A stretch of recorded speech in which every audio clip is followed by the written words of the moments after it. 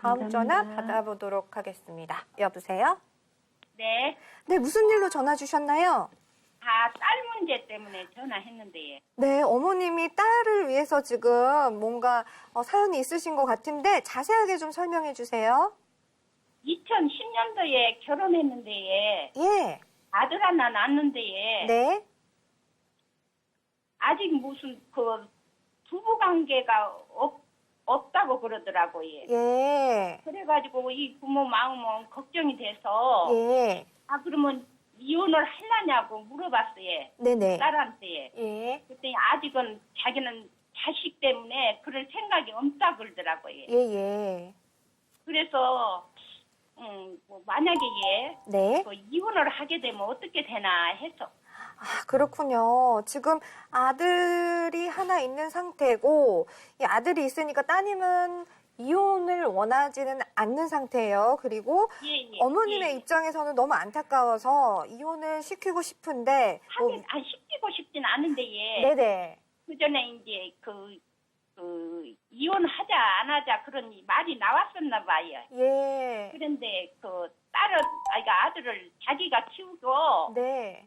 뭐 이자료도 안 준다고 아, 그러면 그러더래요.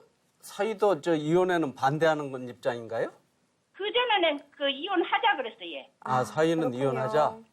예. 그런데 따님은 좀 참아보겠다 그런 입장이네요. 네네. 그러니까. 네네. 네. 네. 그래도 뭐니 해도 이 상담자분이 얼마나 답답하셨으면 이렇게 전화를 주셨나 싶은데요.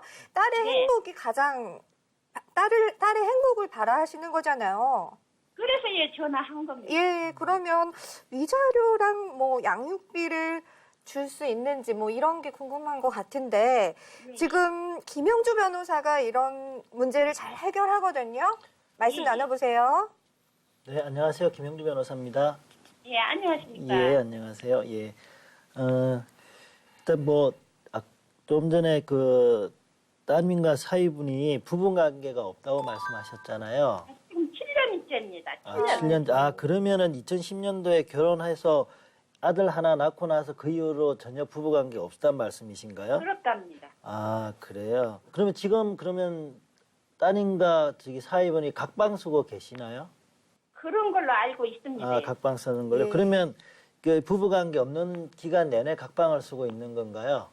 네네. 그래요. 일단 말씀하신 요 부분 놓고 보면 요즘 뭐 이렇게 언론에서도 뭐 섹스리스가 네. 이게 이혼 사유가 되느냐 이런 것도 있고 문제가 되고도 했었는데 예. 지금 전화 주신 분의 말씀을 들어보면 일단 부부 관계한 기간이 7년여 다 가고 각방을 그 기간 동안 쓰고 있었다고 한다면 네. 이거 같은 경우에는 이혼 사유가 6가지가 있는데 그 중에 네. 이제 그 배우자를 악의로 유기한 경우에 해당할 수가 있습니다. 왜냐하면 부부 간의 의무는 이제 동거 부양 협조 의무가 있어요. 예. 그리고 정조 의무도 있지만 예. 어쨌든 동거 부양 협조 의무가 있는데 이게 같이 살면 동거하는 건데 이게 사실 이 동거라는 것은 부부 관계를 다 포함한 얘기거든요. 그렇죠. 그리고 협조라는 것 협조 의무도 포함이 되어 있고 부부 간의 가정생활이 원만하게 돌아가게 할 예. 그런 의무가 있는데 그런 걸 위반해서 한 악의로 유기한 행위에 해당할 수가 있습니다. 그래서 이혼 사유는 될 수 있겠고요. 네. 그다음에 여보세요?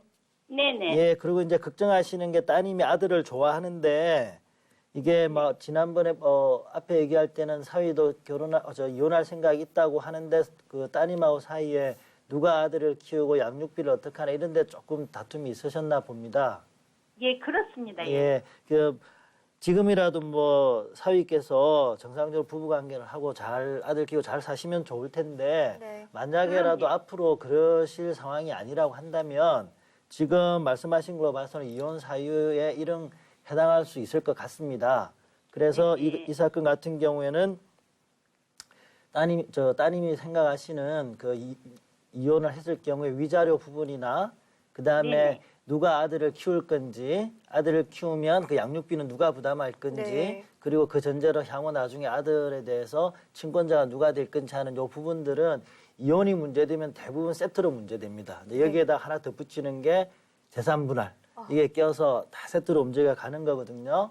그러니까 요 부분들은 이제 이혼 사유가 돼서 이게 사위분한테 귀책 사유가 있다 그러면 위자료 받으실 수 있을 거고요. 여보세요? 몇 프로 받습니까?